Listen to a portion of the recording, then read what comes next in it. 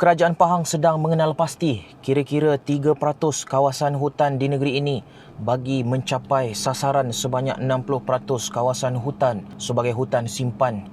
Yang Berhormat Menteri Besar Pahang, Datuk Seri Haji Wan Rosdiwan Ismail berkata, Kerajaan Pahang akan mewartakan kawasan hutan yang masih belum diwartakan bagi mencapai sasaran itu. Kita akan cari pengarah hutan sedang kena pasti. Ada hutan simpan yang masih belum diwartakan, kita akan wartakan. Ada kawasan tapi masih belum ada peringkat pembincangan lagi. Beliau berkata demikian ketika ditemui Unit Komunikasi dan Media Pahang UKOM selepas merasmikan kursus efektif Corporate Governance dan AMP Business Ethic oleh Lembaga Pengarah Syarikat Berkaitan Kerajaan JLC Negeri Pahang di Genting Highlands.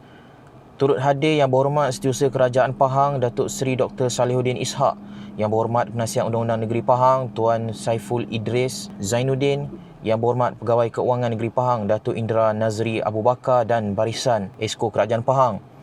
Beliau berkata tambahan keluasan kawasan hutan simpan ini disebabkan Kerajaan Pahang tidak boleh kekal statik dengan jumlah yang ada sekarang. Sekarang ni kita dah ada 57.07%. Walaupun ini adalah lebih daripada keperluan yang ditetapkan oleh Kerajaan Persekutuan, tetapi kita tengok ada lagi kawasan-kawasan yang berpotensi untuk kita jadikan hutan simpan. Dan sebab itulah saya begitu yakin dan optimis angka 57.07% ini akan dapat ditingkatkan lagi.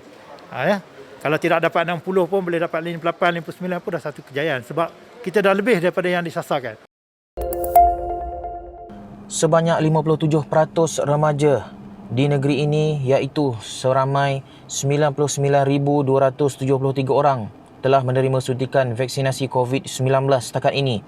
Pengarah Kesihatan Negeri Pahang Yang Hormat Datuk Dr. Nur Azimi Yunus berkata, meskipun sudah mencapai 57%, namun masih terdapat seramai 73,727 orang lagi yang belum divaksin COVID-19 daripada jumlah keseluruhan yang layak divaksin seramai 173,000 orang. Pihak Jabatan Kesihatan Negeri Pahang menjangkakan kesemua mereka akan menerima vaksinasi ini sebelum sesi persekolahan 2022 bermula. Beliau berkata demikian ketika dihubungi Unit Komunikasi dan Media Pahang UKOM. Menurutnya, sehingga kini pelaksanaan program imunisasi COVID-19 kebangsaan PIK remaja di Pahang berjalan dengan sangat baik dan mendapat kerjasama sepenuhnya daripada pihak Jabatan Pendidikan Negeri Pahang serta ibu bapa pelajar.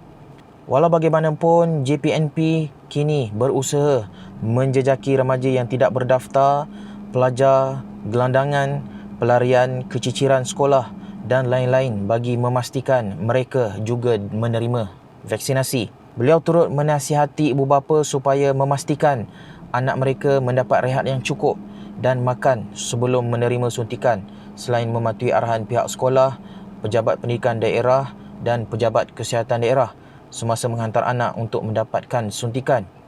Tambah beliau lagi, Pahang kini telah menerima sebanyak 2.23 juta dos vaksin dan telah menggunakan sejumlah 86% iaitu sebanyak 1.92 juta dos setakat ini.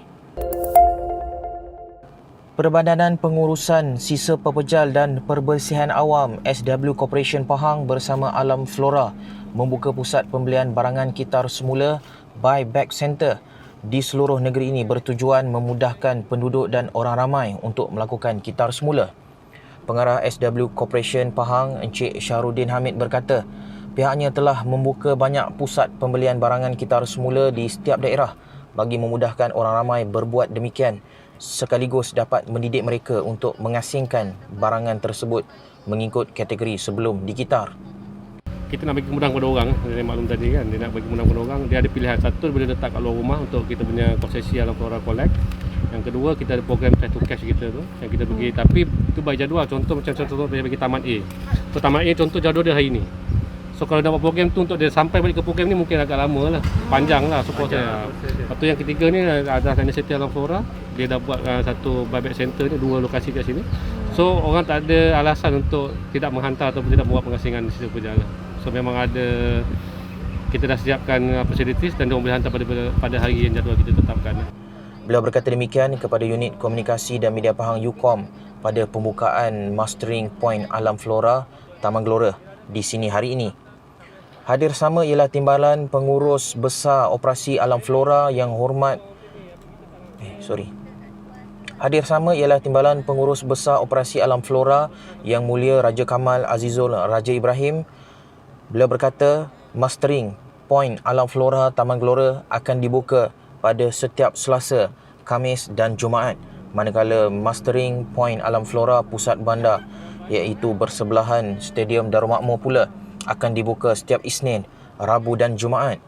Encik Syahrudin berkata secara purata sebanyak 15 tan barangan kitar semula berjaya dikumpul sebulan, di mana sepanjang tahun 2020 sebanyak 147 tan barangan kitar semula berjaya dikumpul dengan nilai RM54,588.51, manakala sehingga September 2021 pula sebanyak 44 tan barangan kitar semula dikutip dengan nilai RM21,186.25.